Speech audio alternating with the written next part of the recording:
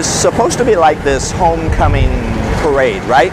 Jesus had left Nazareth. He'd gone down to the river. He'd been baptized. He'd been out in the desert where he had been tempted. Then he'd gone to the lake. He'd been at the lake. And word had gotten back to his hometown of Nazareth about all these miracles he was doing, about these signs he was doing. And now here he is. Now he comes back home. It's Saturday. It's the Sabbath.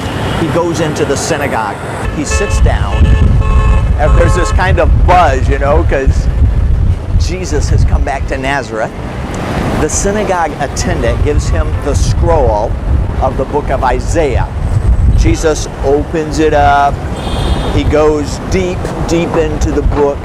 He gets to chapter 61 and he reads it. The Spirit of the Lord is upon me because he has anointed me to proclaim good news to the poor. And there's a murmur of appreciation.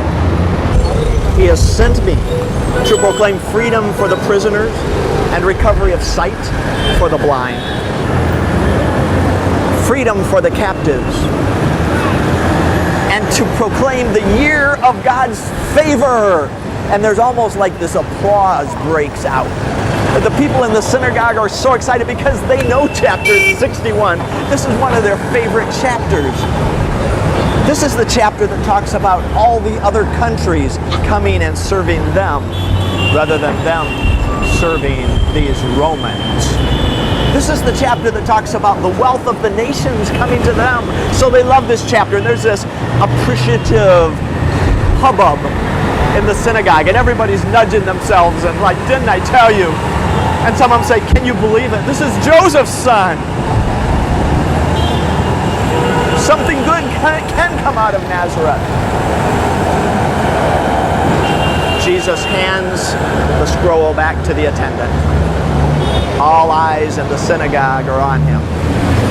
He said, that prophecy came true today. He says, I know what you're thinking.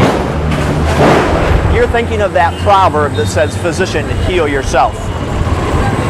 You're thinking, hey, I wonder if he's going to do some of those miracles here, the things he did down in Capernaum. Well, let me tell you something. No prophet receives honor in his hometown. And this is my town. Do you think that in the time of Elijah the prophet, when there was no rain for 3.5 years, there was that great drought, there was that famine? Do you think there were no widows in Israel? Is that why Elijah went to a foreign country, to a foreign widow up in Zarephath in the country of Sidon? Or how about during the time of Elisha? Do you think there weren't any lepers in Israel? But it was a foreigner. It was Naaman from Syria. He was the one who came. He was the one that God healed of his leprosy. It wasn't a leper from Israel. All murmurs of appreciation have stopped.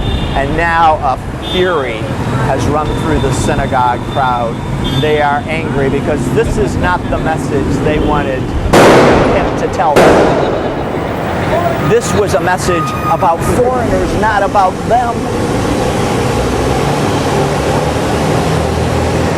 As one man, the synagogue crowd rises, and in this anger, as a mob, they grab him. They take him outside of the synagogue. They push him and shove him and drag him up to the brow of the hill, because Nazareth is built there on the edge of a hill. They take him up to a cliff. They're ready to throw him off. I mean, this is the ultimate disaster for the homecoming parade. Jesus simply slips through their midst and goes about his business. Goes back down to the lake, goes back down to Capernaum, leaving Nazareth behind. And that's one small part of God's big